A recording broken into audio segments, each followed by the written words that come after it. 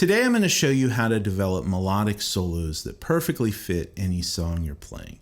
The key is to build melodies that target the notes found in the chords you're playing over. And a simple way to find these notes is to learn triad shapes.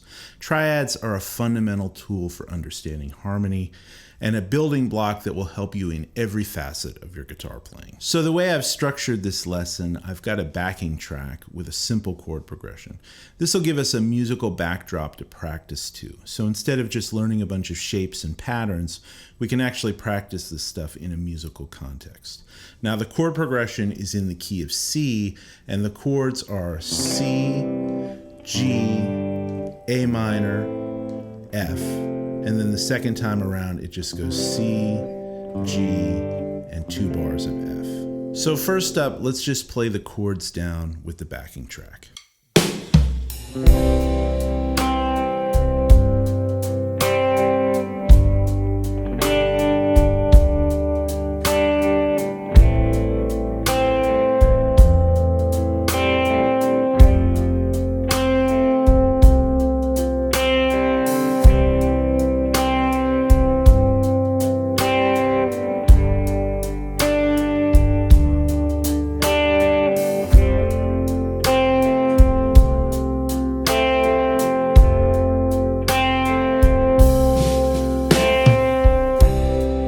So this chord progression is in the key of C major, meaning all of the notes in these chords stem from the C major scale. So that means to start soloing over this, we could just play out of the C major scale, or an even simpler version, the C major pentatonic scale. However, the major problem with this is once you get stuck in a scale pattern, there's a strong tendency to just sort of meander through that scale shape without really connecting melodically to the underlying chords. And you end up relying far too much on your ear to search around and find the notes that do work. I've found a much more reliable approach is to start learning some simple triad groupings and use these shapes as a blueprint for finding the chord tones that connect with the underlying progression. So first up, let's learn some fundamentals. Here's a basic C major pentatonic shape in the middle of the neck between the 5th fret and the 8th fret.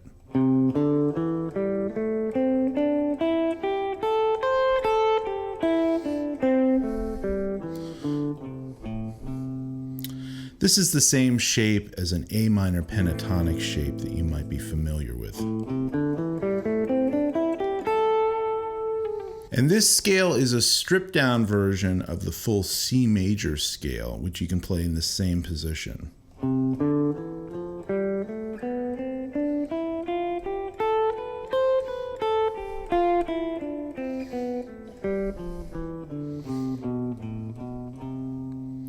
Now within this scale is all the notes to our chord progression, and we can start to isolate them by learning some simple triad groupings. So here's one set of groupings in this position played on the D, G, and B strings, so these upper middle 3 strings. We can play C major right here. We can play G major right here, or up here. We can play A minor right here. And we can play F major right here. So right there are all the notes from the C major scale to these 4 chords that we're playing over. So within these triad shapes are the root, 3rd, and 5th to each one of these chords. Those are the building blocks that make up a triad. So let's identify the root note to each one of these chords found within these triad shapes. I'm going to play along to the backing track, and I'm just going to play the root note to each chord as it comes, held out as a long sustained whole note.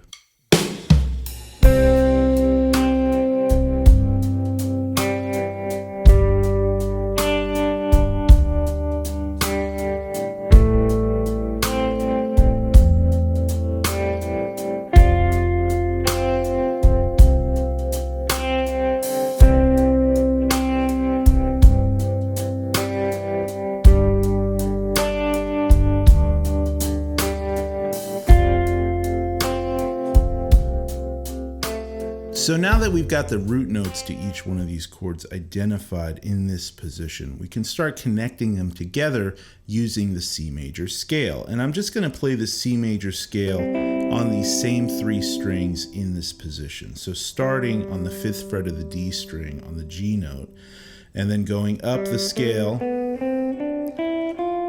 and ending on G on the 8th fret of the B string.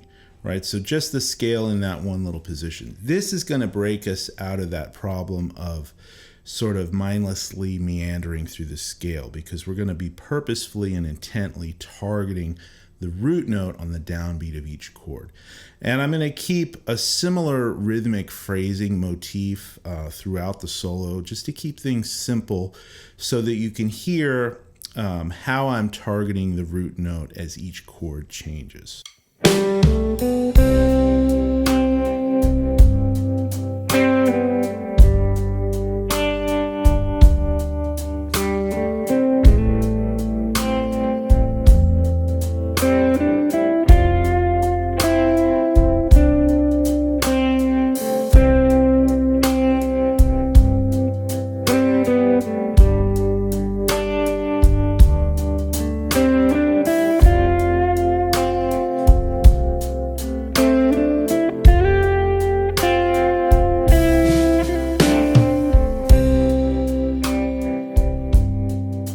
So let's continue on with this. We're going to move up to the 3rd of each chord. And then just like I did before, I'm going to play along to the backing track. And I'm just going to hit the 3rd to each chord on the downbeat as the chord change happens. And I'll hold it out as a long sustained note.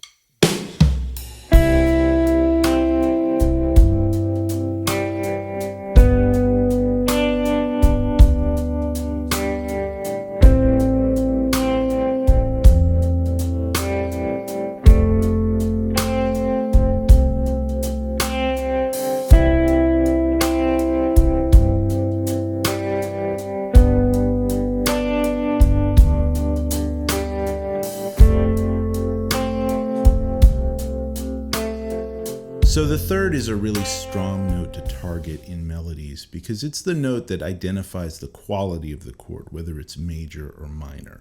And you hear the 3rd a lot in sung melodies. So let's play another example where I'm going to connect these 3rds together using that fragment of the C major scale. And I'm going to keep the same rhythmic phrasing motif as we used in the previous example.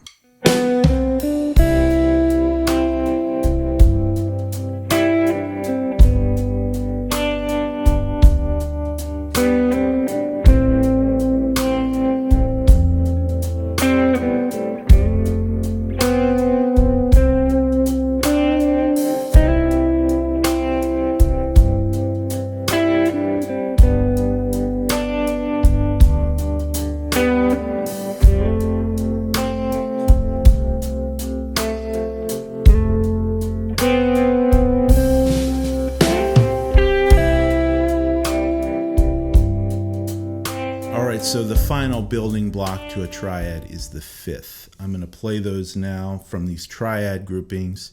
Let's hear them along to the track.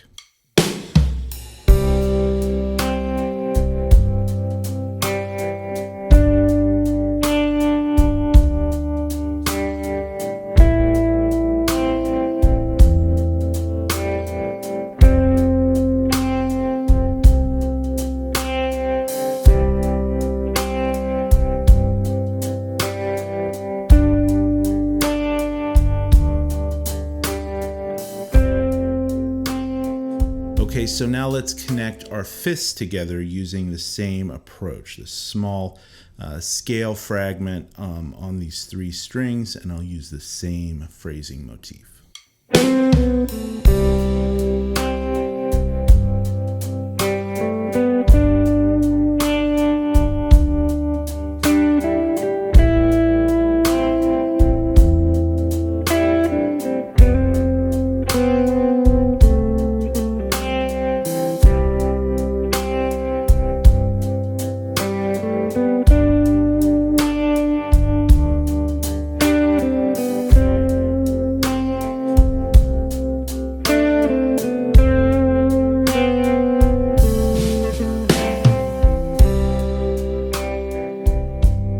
so now that we've gone through each interval individually, the roots, the thirds, and the fifths, we can start mixing it up a little bit and changing up the intervals over different chords. And you'll find some nice little half-step melodies that happen naturally.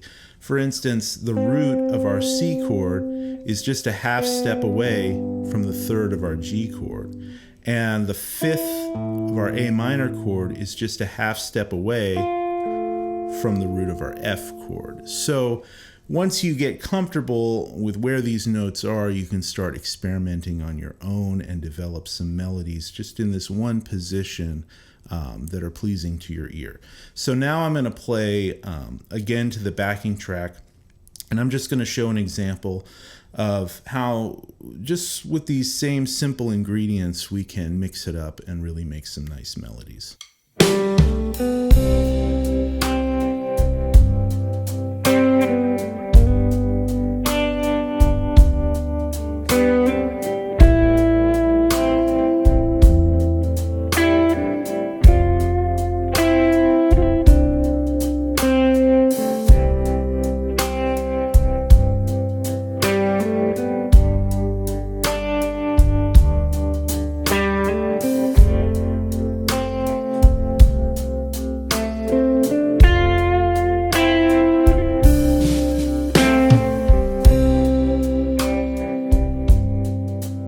So with just these four simple triad shapes and this little piece of the C major scale, there's so many possibilities for melodies. And those possibilities really open up when you start messing with the phrasing and stretching things out across the fretboard. So I'm going to play a longer solo now to the backing track. I'll play 2 times through the progression. And I'm going to start out in the same position we've been playing in with sort of a similar phrasing motif. But as I go, I'll start stretching things out across the fretboard and taking some liberties with the phrasing. But I'm still going to be very intentional and land on a chord tone of each chord, either the root, third, or fifth, as the chord changes happen. And you can follow along with the tabs and notation to see how these chord tones can be found all over the fretboard.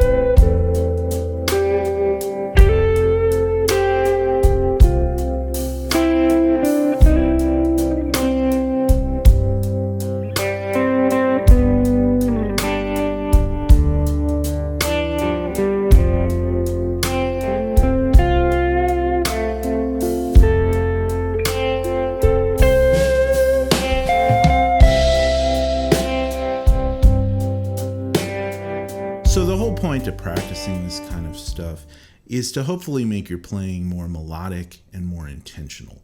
Everything we've covered up to this point is sort of like a practice exercise for expanding your fundamental knowledge of the fretboard.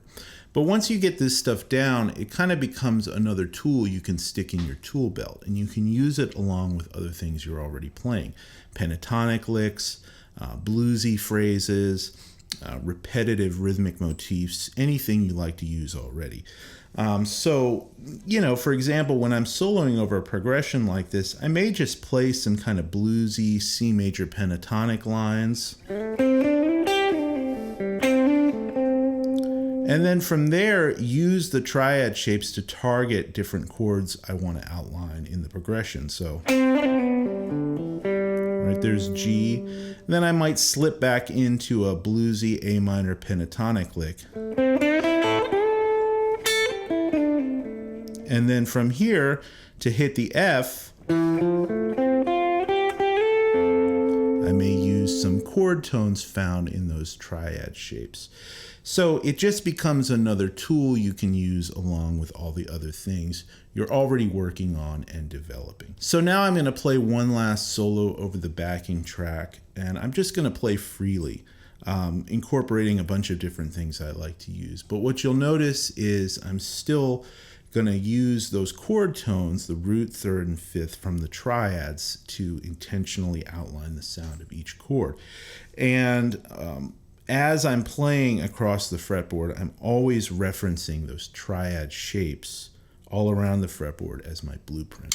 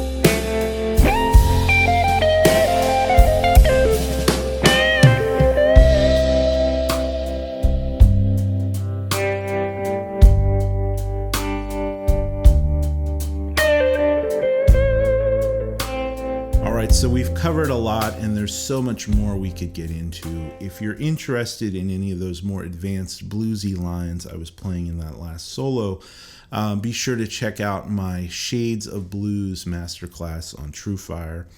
And I really encourage you to experiment with this practice method of using triads to target chord tones in your solos, and work it out over different songs that you're working on. Each new chord progression is going to present opportunities to learn and develop your playing. So if you have any questions or comments, drop a comment or a message in the comments section, and please come join me over on the live stream. Until then, happy practicing and take care.